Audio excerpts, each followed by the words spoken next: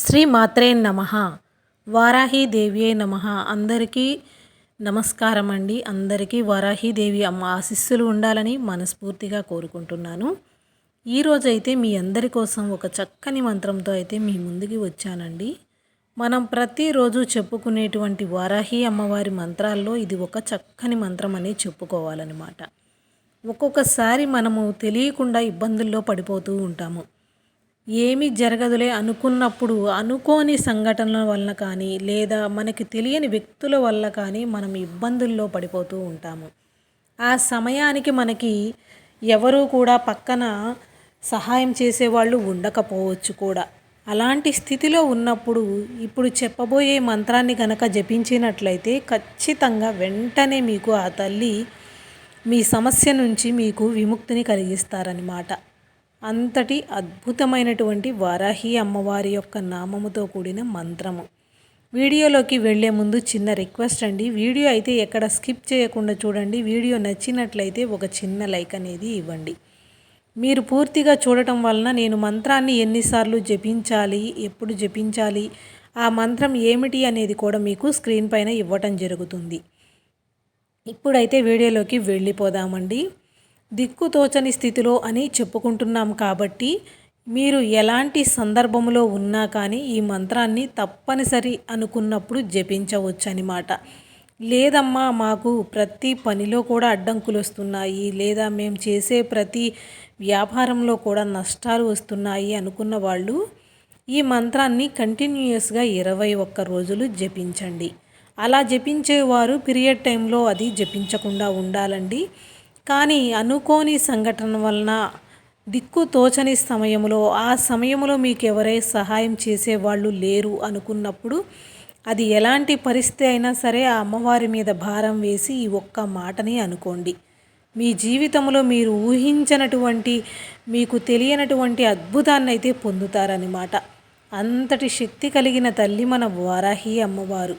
అమ్మవారి యొక్క నామాల్లో ఒకటిగా పేరుకాంచినటువంటి అద్భుతమైనటువంటి నామాన్ని మీ అందరికీ కూడా స్క్రీన్ పైన స్క్రోల్ చేసి చదివి వినిపిస్తానండి. అయితే మీరు మంత్రాన్ని జపించాలి అనుకున్న వాళ్ళు 21 రోజులు జపించాలి మేము అనుకునే వాళ్ళైతే ఖచ్చితంగా కొద్దిగా శుచిగా ఉన్నప్పుడు, అంటే స్నానం అది చేసిన తర్వాత శుచిగా ఉన్నప్పుడైతే జపించటానికి ప్రయత్నం చేయండి. చాలామందికి దిక్కు తోచని స్థితి అంటే ఏమిటి అనుకుంటూ ఉంటారండి. మీకు తెలియకుండా లేదా మీకు తెలిసి కూడా ఏదో ఒక రకంగా మిమ్మల్ని ఇబ్బంది పెడుతూ ఉండేవాళ్ళు అనుకోని రీతిలో మీకు ఎదురుగా వచ్చి మిమ్మల్ని ఇబ్బంది పెడుతున్నట్లయితే వారి నుంచి మీకు ఎలా విముక్తి కలగాలి, ఇప్పటికిప్పుడు ఎలా తప్పించుకోవాలి అనుకునే వాళ్ళు జపించవచ్చు అన్నమాట.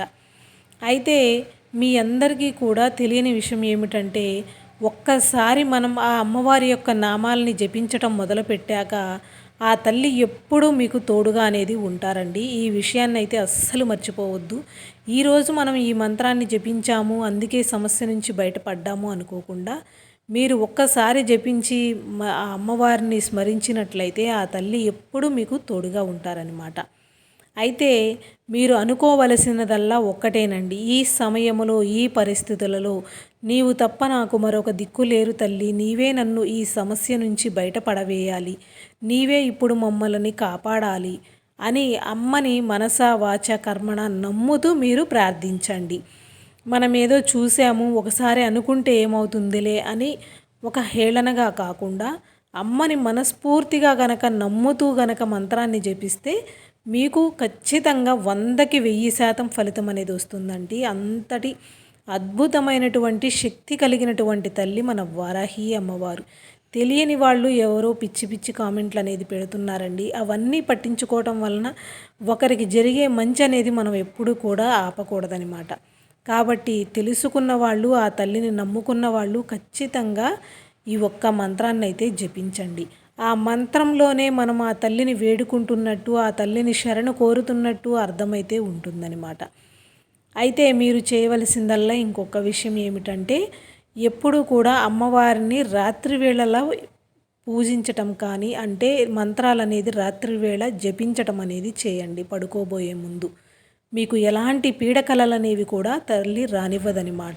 మంత్రాన్ని స్క్రీన్ పైన ఇస్తున్నానండి, గమనించండి. శ్రీ వారాహి శరణం, శ్రీ వారాహి శరణం, శ్రీ వారాహి శరణం. ఆ అమ్మవారిని శరణు వేడుకుంటున్నట్లు, మనల్ని ఆ ఆపద నుంచి బయటపడవేయమని ఆ తల్లిని శరణు శరణు తల్లి అని వేడుకుంటున్నటువంటి అద్భుతమైన అర్థంతో కూడిన అమ్మవారి యొక్క నామం కలిగినటువంటి మంత్రం అన్నమాట. అయితే మీరు ఖచ్చితంగా మీకు ఉన్నటువంటి ఆ సమస్యని మనసులో తలుచుకుంటూ అమ్మవారి యొక్క నామాన్ని జపించండి.